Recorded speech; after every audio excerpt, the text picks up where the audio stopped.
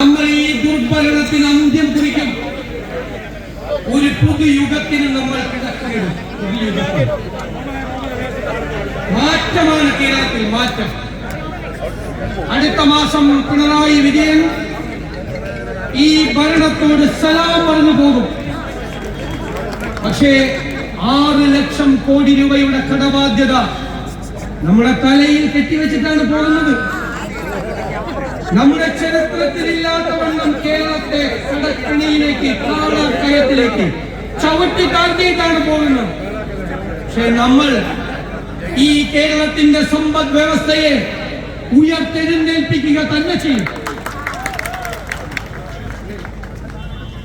ഈ സമ്പദ്ഘടനയെ മെച്ചപ്പെടുത്താൻ സമഗ്രമായ പദ്ധതികളുമായി UDF വരികയാണ്.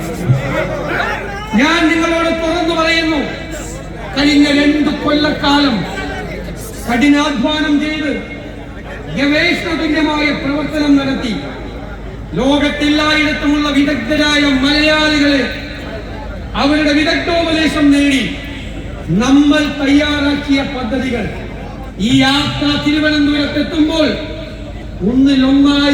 ഒന്നായി അവതരിപ്പിക്കും ജനങ്ങളുടെ മുന്നിൽ. നിസ്സാര പദ്ധതികളല്ല. നമ്മൾ പറഞ്ഞു ആരോഗ്യ കേരളം വെന്റിലേറ്ററിലാണ് അല്ലേ? ആ വെന്റിലേറ്ററിൽ കിടക്കുന്ന ആരോഗ്യ കേരളത്തെ ആരോഗ്യവതിയായി കേരളത്തിലൂടെ നമ്മൾ നടത്തും. നാളെ കോഴിക്കോട് നമ്മൾ ഉണ്ടാക്കിയ ഹെൽത്ത് കമ്മീഷൻ, നമ്മൾ നടത്തിയ 300 ഡോക്ടർമാരെ പങ്കെടുപ്പിച്ച് നടത്തിയ ഹെൽത്ത് കോൺക്ലേവ്, 150-ലധികം ഡോക്ടർമാർ പ്രവർത്തിച്ച് ഈ കേരളത്തിന്റെ ചരിത്രത്തിൽ ഇന്നേ വരെ ഇല്ലാത്ത ഒരു വിഷൻ ഹെൽത്ത് ഡോക്യുമെന്റ് നാളെ കോഴിക്കോട് പ്രഖ്യാപിക്കുക. അത് കഴിഞ്ഞാൽ ആരോഗ്യ കേരളം ലോകത്തിലെ വിവിധ രാജ്യങ്ങളിൽ നിന്ന് ചികിത്സയ്ക്കായി കേരളത്തിലേക്ക് ആളുകൾ വരുന്ന ആരോഗ്യത്തിന്റെ ഡെസ്റ്റിനേഷൻ പോയിന്റ് മാറ്റമാണ്. നമ്മുടെ കുട്ടികൾ 40-50 ലക്ഷം രൂപ കിടപ്പാടം പണയപ്പെടുത്തി വിദേശ രാജ്യങ്ങളിലേക്ക് പഠിക്കാൻ പോകുന്ന പ്രോഗ്രാമുകൾ തേടി, ഇവിടെ ഇല്ലാത്ത പ്രോഗ്രാമുകൾ. UDF വരുമ്പോൾ ജർമ്മനിയിലും ലണ്ടനിലും കാനഡയിലും ഓസ്ട്രേലിയയിലും ഈ കുട്ടികൾ പഠിക്കാൻ പോകുന്ന പ്രോഗ്രാമുകൾ നമ്മൾ കേരളത്തിലെ യൂണിവേഴ്സിറ്റികളിലാണ്. അവര് പഠിച്ചു പുറത്തിറങ്ങുമ്പോൾ അവർക്ക് തൊഴില്, അവർക്ക് പുതിയ സംരംഭം തുടങ്ങാനുള്ള സമഗ്രമായ ഒരു തൊഴിൽ പദ്ധതി ഈ യാത്ര തിരുവനന്തപുരത്ത് എത്തുന്നതിന് മുമ്പ് പ്രഖ്യാപിക്കും. എല്ലാ പിന്തുണയും കൊടുത്തുകൊണ്ടുള്ള പരിപാടി പ്രഖ്യാപിക്കും. നിരവധി പരിപാടികൾ. നമുക്ക് 2 ഇന്റർനാഷണൽ സീ പോർട്ട് ഉണ്ട്, ഒരു കണ്ടെയ്നർ ടെർമിനൽ ഉണ്ട്, 17 മിനി പോർട്ട് ഉണ്ട്, 600 കിലോമീറ്റർ ദൂരം തീരദേശമുണ്ട്, കടലുണ്ട്. ഇതിനെല്ലാം സംയോജിപ്പിച്ച് നമ്മൾ കോസ്റ്റൽ ഷിപ്പിംഗ് ആരംഭിക്കും. മിഷൻ സമുദ്രം. ഈ റോഡിലൂടെ കൊണ്ടുപോകുന്ന സാധനങ്ങളുടെ 80% കടലിലൂടെ കൊണ്ടുപോകും. ഇതിന്റെ 4-1 ചെലവിൽ നമ്മുടെ എല്ലാ പോർട്ടുകളും വികസിപ്പിക്കും. സിംഗപ്പൂർ പോലെ, സിയാറ്റിൽ പോലെ കേരളത്തിലെ ഒരു തുറമുഖ നഗരമാക്കി മാറ്റാനുള്ള വലിയ പദ്ധതി കഴിഞ്ഞ 4 വർഷമായി അതിനുവേണ്ടി അധ്വാനിക്കുകയാണ്. ആ പരിപാടി കൊച്ചിയിൽ പ്രഖ്യാപിക്കും. ഞാൻ എല്ലാ കാര്യങ്ങളും തുറന്നു പറഞ്ഞില്ല, ഞാൻ അറിയാതെ ഈ ആവേശത്തിലെല്ലാം പറയും. കുറച്ച് സസ്പെൻസ് നിൽക്കട്ടെ, എല്ലാം പറയണ്ട. നിങ്ങൾ ധൈര്യമായി പോയി പറഞ്ഞോ, പുതുയുഗത്തിനാണ് കേരളത്തിൽ തുടക്കം കുറിക്കാൻ. ഇത് പുതുയുഗത്തിന്റെ തിരശ്ശീല ഉയരുകയാണ്. ഇനി കേരളം പിന്നോട്ട് നടക്കില്ല, മുന്നോട്ട് കുതിക്കും. നമുക്ക് വേണ്ടി മാത്രമല്ല, നമ്മുടെ മക്കൾക്ക് വേണ്ടി, കൊച്ചുമക്കൾക്ക് വേണ്ടിയുള്ള ഒരു കേരളം നമ്മുടെ UDF കേരളത്തിൽ സൃഷ്ടിക്കുക തന്നെ ചെയ്യും. ഇവരെല്ലാം തകർത്തു, എല്ലാ സ്ഥാപനങ്ങളെയും തകർത്തു. ഇവർക്കെതിരായി നമ്മൾ അവതരിപ്പിച്ച കുറ്റപത്രം കേരളത്തിലെ ജനങ്ങൾ അവരുടെ മനസ്സാക്ഷിയുടെ കോടതിയിൽ വിചാരണ ചെയ്യും. കേരളത്തെ തകർത്തവർക്ക് കേരളം നല്ല മധുരമായ പ്രതികാരം ചെയ്യും. ഇവര് കൊലവിളികൾ ഉയർത്തുകയാണ്, അക്രമത്തിന്റെ ഭാഷയിൽ സംസാരിക്കുകയാണ്.